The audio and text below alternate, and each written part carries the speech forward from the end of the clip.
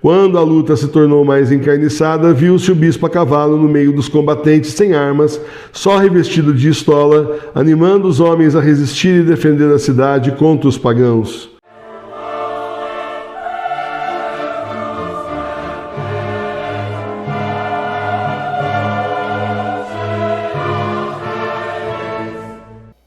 A Sagrada Face é a última tábua de salvação para a nossa sociedade moderna. Nós estamos no final dos tempos. O que vai nos salvar é a devoção à Sagrada Face. O livro A Sagrada Face através dos tempos explica para você a importância dessa devoção e como ela vai salvar você e a sua família nos 3 dias de escuridão. Livro A Sagrada Face através dos tempos. Adquira hoje mesmo na loja Sagrada Face, www.lojasagradafacecom.br. Você vai conhecer essa história dessa devoção que pode salvar a sua vida. Vamos falar de coisa boa. Dia 4 de julho, Santo Urico, bispo, lá do século X. Santo Urico, ou Oldarico, é uma das figuras mais salientes do episcopado alemão do século X.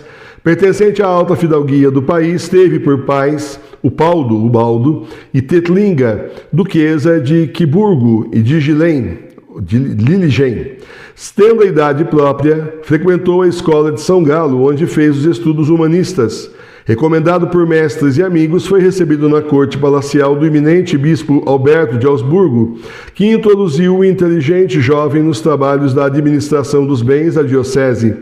Em Roma, para onde tinha feito uma peregrinação, teve a notícia da morte do bispo e disseram-lhe que viria a ser-lhe sucessor.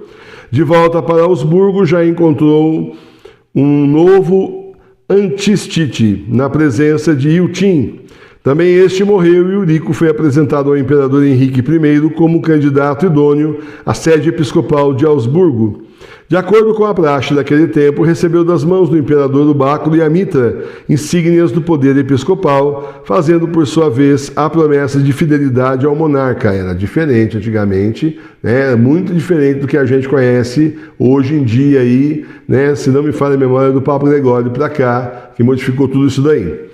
Como bispo, era exemplaríssimo no cumprimento dos seus deveres.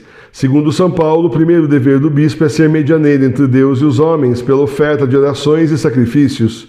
Santo Urico era homem de oração. As primeiras horas do dia eram dedicadas à oração e ao sacrifício divino. Do mesmo modo, terminadas as completas, retirava-se para passar o resto do dia rezando. Manifestava um talento extraordinário em organizar festas eclesiásticas. A todos edificava pela piedade como pela dignidade com que celebrava o santo sacrifício da missa. Fidalgo de alta linhagem, tinha o palácio aberto para todos que quisessem recorrer-lhe à hospitalidade. Clérigos e religiosos achavam cordial agasalho em casa do nobre prelado. Os grandes do país eram recebidos com todas as honras devidas e ricamente galardoados saíam do palácio do episcopal senhor. No meio e apesar do esplendor da corte, Urico não se esquecia dos pobres. Pareciam ser os amigos prediletos do santo bispo. Íntimo era o laço que o ligava ao clero e ao povo. 2 vezes por ano reunia todo o clero e cada ano percorria a diocese. Uma chaga na vida política daquele tempo era a investidura sistema governamental que favoreceu muitos abusos e grande mal fez a Igreja de Deus na Europa. Os bispos eram em grande parte também príncipes seculares e, como tais, vassalos do imperador, obrigados a prestar-lhe serviços, judiciário, militar e pecuniário, serviços esses que o imperador recompensava com a investidura, isto é, a entrega do báculo e da mitra, símbolos do poder pontificial. Portanto, aí nesse tempo aqui, a pessoa, ao invés de ser só o bispo, como a gente conhece, né, no nosso tempo aqui, ela na verdade era um funcionário do rei, né? Trabalhava para o rei e aí era investido como bispo. Certo? Não era o Papa que determinava quem ia ser o bispo ou não. Esse sistema era injusto e pernicioso, e a má influência só lhe podia ser atenuada tendo no poder homens retos, respeitadores dos direitos eclesiásticos. Otão I era um deles, e a Igreja Católica na Alemanha conta diversos santos entre os bispos por ele eleitos e elevados ao poder episcopal. Assim não era difícil a Urico dar a César o que era de César e ser fiel servo do imperador. A Urico eram aplicáveis a palavra de São Paulo, que São Paulo dirigiu a Tito. Convém que o bispo seja sem crime, como despenseiro que é de Deus, que não seja soberbo nem carrancudo, nem dado ao vinho, nem propenso a espancar, nem amigo de sórdidas ganâncias, mas que seja hospitaleiro, benigno, sóbrio, santo, homem de temperança, que abrace a palavra da fé, que é a segunda doutrina, para que possa exortar conforme a sã doutrina e convencer aos que a contradizem. Nós vimos essa carta agora recente, né? Embora não fosse monge, era grande amigo dos religiosos. Os conventos da diocese recebiam-lhe frequentes vezes as visitas e grande zelo tinha pela conservação não só dos bens das casas religiosas, como também do espírito religioso nas mesmas. Entre o povo deu grande impulso às romarias e ao culto das relíquias dos santos. O episcopado de Eurico pertence ao século em que o centro da Europa se via constantemente inquietado pelas invasões dos húngaros. Todos os anos, na época da colheita, vinham as hordas ainda bárbaras devastar as planícies e vales do Império Alemão. Embora batidos por diversas vezes, os imperadores alemães não tinham conseguido ainda uma completa vitória sobre aquele inimigo cruel.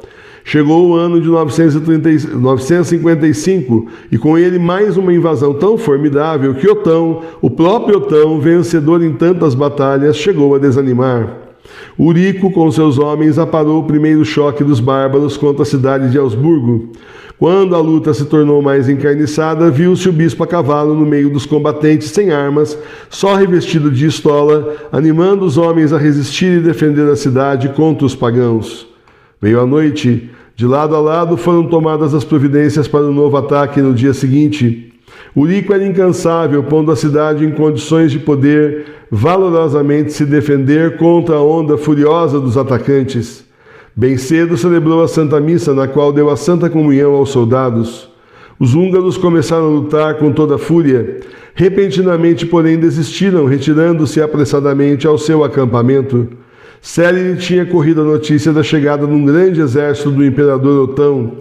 Os húngaros prepararam-se para oferecer batalha.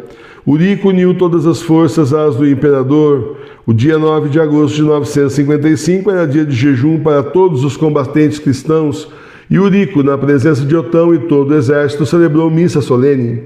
O dia 10 de agosto trouxe a decisão, a vitória e liberdade dos cristãos. Os húngaros, apesar de resistência desesperada, foram derrotados. Otão fez a entrada triunfal na cidade de Augsburgo, onde foi recebido pelo bispo, cujo irmão e sobrinho tinham morrido na batalha. O exército dos húngaros dissolveu-se e os chefes principais terminaram a vida em Ratisbona, na forca. Nunca mais os húngaros ousaram pisar o solo alemão e o imperador, desde aquela data, ficou livre das suas invasões. No império inteiro reinou grande alegria e na boca de todos estavam dois nomes só, o de Otão e do grande bispo Eurico como salvador da pátria. Eurico viveu ainda 18 anos. À medida que se aproximava do fim da vida, redobrava as orações e penitências. Servia-lhe de leito o chão e o cilício fazia parte do seu vestuário. Em 972 fez terceira viagem a Roma, onde se encontrou com o Papa João XIII. Na volta visitou em Ravenna o amigo imperial Otão, que o recebeu com uma suma alegria. Foi-lhe reservado grande desgosto na presença de um sobrinho seu, Adalberto.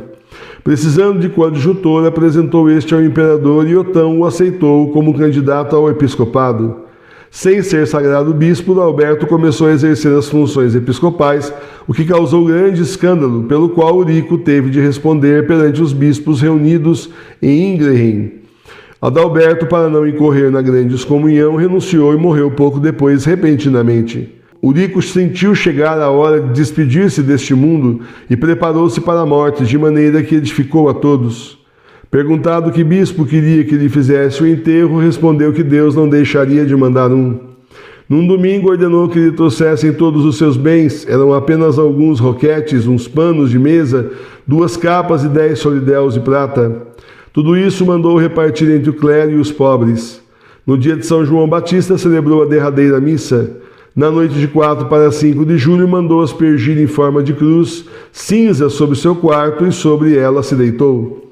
Nessa posição humilde, enquanto os clérigos cantavam as ladainhas, entregou a alma a Deus.